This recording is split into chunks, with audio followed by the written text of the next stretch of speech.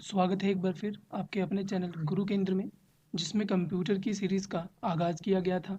और आज उसी को आगे बढ़ाते हुए जो भी कुछ आपने प्रीवियस वीडियो में सीखा था, उसी का एमसीक्यू जो कि प्रीवियस ईयर में आए हुए हैं, को आज हम इवेल्युएट करेंगे और साथ ही साथ ये भी जानेंगे कि आपने इस वीडियो से अपने आप को किस स्थान पर पाया है। तो शुरू करते हैं आज की वीडियो का, जिसमें पहला एमसीक्यू है, वह इलेक्ट्रॉनिक डिवाइस जो डाटा को स्वीकार कर सकती है, डाटा प्रोसेस करती है तथा आउटपुट उत्पन्न करती है और परिणामों को भविष्य में प्रयोग के लिए स्टोर करती है, कहलाती है कंप्यूटर। कंप्यूटर एक ऐसा इलेक्ट्रॉनिक डिवाइस है जो डाटा को स्वीकार करता है, प्रोसेस करता है और आउटपुट के रूप में हमें उपलब्ध कराता है, जैसा कि हमने पिछली वीडियो में इसके डेफिनेशन में सीखा था। नेक्स्ट है, आपके कंप्यूटर के सभी कंपोनेंट या तो फिल इन द ब्लैंक्स हैं। तो हमने सीखा था कि कंप्यूटर जो है, ये हार्डवेयर और सॉफ्टवेयर का एक संयोजन है, जिसका प्रयोग हम अपने शोध व शिक्षा के क्षेत्र में करते हैं। तो इसका सही आंसर हुआ डी, यानी हार्डवेयर या सॉफ्टवेयर। नेक्स्ट है, कंप्यूटर के मुख्य भाग हैं। तो इसका सही आंसर होगा 6, जिसमें आपने लिखा था CPU, input device, output device और मेमोरी यूनिट, सेकेंडरी स्टोरेज और साथ ही साथ आपने लिखा था कम्युनिकेशन डिवाइस। तो यह मुख्यतः कंप्यूटर के 6 भाग होते हैं।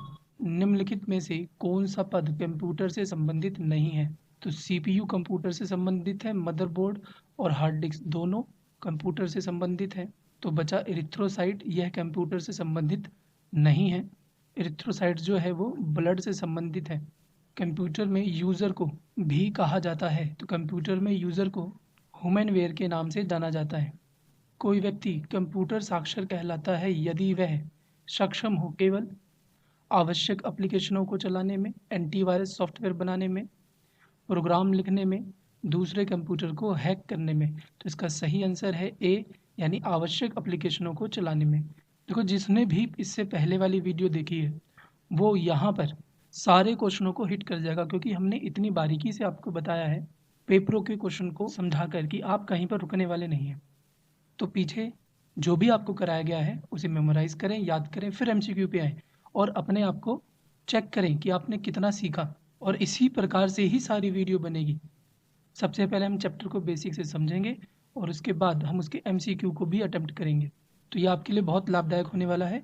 और साथ ही साथ आपका भी एक कर्तव्य बनता है कि आप इस वीडियो को शेयर करें, ज़्यादा से ज़्यादा शेयर करें और सब्सक्राइब तो करें ही करें। कौन दिखाता है कि कैसे परिचालन विशेषताओं को एक साथ जोड़ा जाता है और कंप्यूटर को साकार करने में योगदान देता है? तो देखो, 2 नाम आपको ध्यान रखने हैं, एक कंप्यूटर आर्किटेक्चर और एक कंप्यूटर ऑर्गेनाइजेशन। जो कंप्यूटर आर्किटेक्चर होता है वह कंप्यूटर की संरचना को, उसकी डिज़ाइन को तैयार करता है। साथ ही साथ जो कंप्यूटर ऑर्गेनाइजेशन होता है वह इसकी सभी परिचालन विशेषताओं को एक साथ जोड़ता है। तो बेसिक ढांचा जो है यह कंप्यूटर आर्किटेक्चर द्वारा ही तैयार किया जाता है और इसे एक स्थान पर एकत्रित करके कंप्यूटर को साकार किया जाता है। तो इसका सही आंसर जो होगा वह डी, यानी परिचालन विशेषताओं पर कंप्यूटर ऑर्गेनाइजेशन काम करेगा और संरचना को तैयार करेगा कंप्यूटर आर्किटेक्चर। साथ ही साथ आपसे पहला आर्किटेक्चर पूछे तो पहला आर्किटेक्चर जो है यह 1948 में जॉन वॉन न्यूमैन द्वारा प्रस्तुत किया गया था। एक कंप्यूटर सिस्टम का वैचारिक डिज़ाइन और मौलिक परिचालन संरचना है। तो अभी बताया मैंने, वैचारिक डिज़ाइन यानी कि जो बेसिक प्रक्रिया है वह कंप्यूटर आर्किटेक्चर के अंतर्गत तैयार की जाती है। नेक्स्ट है, कंप्यूटर प्रोसेस द्वारा इंफॉर्मेशन में परिवर्तित करता है। तो कंप्यूटर प्रोसेस करके डाटा को इंफॉर्मेशन में चेंज करता है, यानी बी, इसका सही आंसर होगा। कंप्यूटर में डेटा किसे कहा जाता है? तो कंप्यूटर में डेटा ह्यूमनवेयर द्वारा जो भी सूचनाएं दी जाती है उसे प्रोसेस करने के लिए उसे डाटा कहा जाता है, यानी आपके द्वारा दी गई सूचना को ही डाटा कहते हैं। कंप्यूटर में डाटा का किस रूप में भंडारण होता है? तो बाइनरी के रूप में होता है, जो कि हम आगे चैप्टर में सीखेंगे भी। और इसे द्विआधारी संख्या भी कहते हैं, जो कि 0 तथा 1 से मिलकर बनी होती है। अपूर्ण तथ्य रॉ फैक्ट्स को बताता है, जबकि डाटा में अर्थपूर्ण बन जाता है। तो हमें बहुत अच्छे से पता है कि डाटा जो है यह अपूर्ण तथ्य होता है, और अर्थपूर्ण जब ये बनता है तो इसे आप सूचना कहते हैं, यानी कि इसका सही आंसर है बी। इंफॉर्मेशन सिस्टम में अल्फा न्यूमेरिक डाटा सामान्यतः क्या रूप लेता है?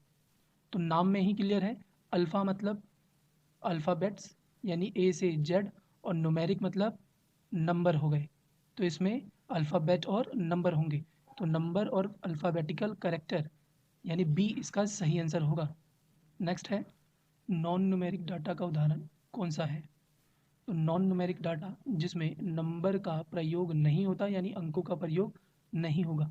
तो परीक्षा के अंक लिखने के लिए आप अंकों का प्रयोग करते हैं, बैंक शेष लिखने के लिए भी आप अंकों का प्रयोग करते हैं, और कर्मचारियों का पता बताने के लिए आप अंकों के साथ अल्फ़ाबेट का भी प्रयोग करते हैं। तो देखा जाए तो इन सभी में कहीं ना कहीं अंकों का प्रयोग हो रहा है, तो इसका सही आंसर होगा ई, इनमें से कोई नहीं। और जिसमें अंक और अल्फ़ाबेट दोनों का प्रयोग होता है उसे अल्फ़ा न्यूमेरिक कहते हैं। कंप्यूटर पर जानकारी के रूप में स्टोर की जाती है। कंप्यूटर पर जो जानकारी होती है वह बाइनरी के रूप में स्टोर की जाती है, और जो बाइनरी है यह डिजिटल डाटा के रूप में भी जानी जाती है, यानी इसका सही आंसर हो गया डिजिटल डाटा। और एक इलेक्ट्रॉनिक मेमोरी में जो वोल्टेज लेवल होता है उसे 0 से दिखाया जाता है, तथा निश्चित वोल्टेज लेवल जो होगा यह 1 से बताया जाता है। और 0 और 1 ही, जैसा हमने पीछे क्वेश्चन में भी सीखा था, बाइनरी में प्रयुक्त किए जाते हैं, जिसे द्विआधारी भी कहते हैं। नेक्स्ट है, कंप्यूटर निम्न में से कौन सा कार्य नहीं करता? तो कंप्यूटर कंप्यूटिंग का काम करता है, गणना का काम करता है, प्रोसेसिंग भी करता है, आउटपुट के रूप में आपको रिजल्ट भी देता है, लेकिन कंप्यूटर अंडरस्टैंडिंग का कार्य नहीं करता है। इसकी एक लिमिटेशन है, यानी कि कमी है। यानी कंप्यूटर में स्वयं के सोचने, समझने और निर्णय लेने की क्षमता नहीं होती। यह आपने जो निर्देश दिए हैं, यानी आपने जो डाटा दिया है, सिर्फ उसी को प्रोसेस करके आपको रिजल्ट देता है, यानी आउटपुट देता है। निम्नलिखित में से कौन से मूल ऑपरेशन कंप्यूटर द्वारा किए जाते हैं? कंप्यूटर अंकगणितीय कार्य कर सकता है, कंप्यूटर तार्किक भी कर सकता है, कंप्यूटर संचय और पुनः प्राप्ति, यानी कि आपके डाटा को स्टोरेज में भी रखता है, जिसे आप आगे फ्यूचर में भी यूज़ करते हैं। तो इसका सही आंसर हुआ डी, इनमें से सभी। इनमें से कौन सा कार्य किसी कंप्यूटर के 4 प्रमुख डाटा प्रोसेसिंग कार्यों में से एक नहीं है?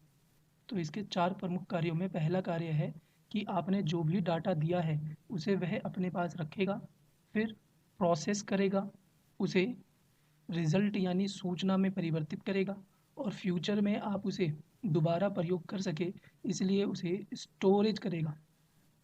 तो डाटा को एकत्रित करना, आंकड़ों को सूचनाओं में प्रोसेस करना, आंकड़े तथा सूचनाओं का विश्लेषण नहीं, ये विश्लेषण कभी भी नहीं करता। तो इसका सही आंसर हुआ सी, यह आंकड़ों तथा सूचनाओं का विश्लेषण नहीं करता।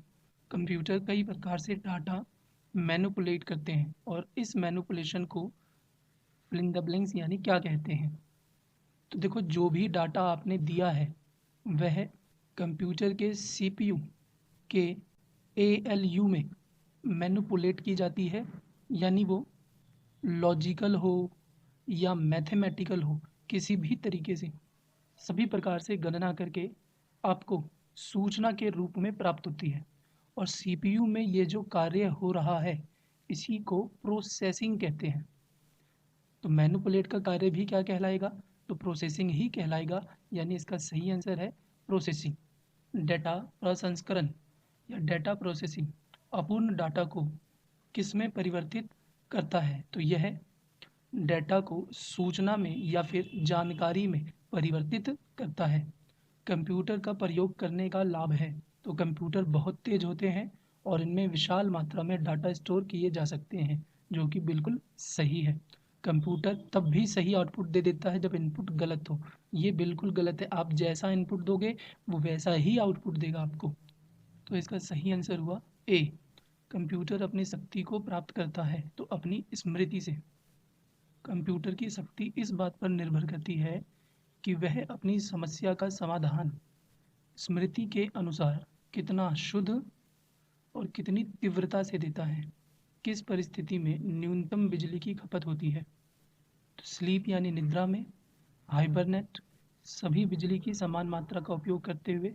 तो इस तीनों अवस्था में कंप्यूटर से जुड़े जो उसके मुख्य भाग हैं वो कहीं ना कहीं कोई ना कोई ज़रूर एक्टिव होंगे और वह बिजली का खपत करेंगे। तो कंप्यूटर को शट डाउन करने के बाद उसके सभी भाग बंद हो जाते हैं, कार्य नहीं करते। अतः डी यानी शट डाउन में कंप्यूटर न्यूनतम बिजली खपत करेगा।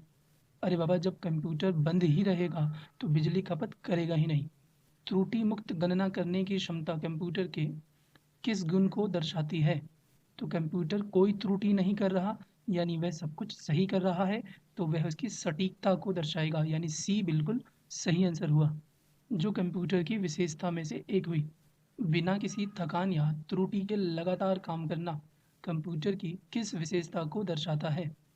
तो कोई भी वस्तु या व्यक्ति जब लगातार काम करता है तो उसे उद्यमशील कहते हैं, यानी कि वह डिलीजेंस कहलाएगा, उद्यमशीलता कहलाएगी। तो कंप्यूटर में भी लगातार काम करने की क्षमता उद्यमशीलता कहलाती है, डिलीजेंस कहलाता है।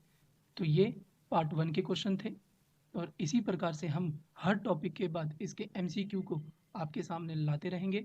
तो टॉपिक तो पढ़ना है ही, साथ ही साथ एमसीक्यू भी अटेम्प्ट करने हैं। तो मिलते हैं नेक्स्ट वीडियो में। जय हिंद, जय भारत।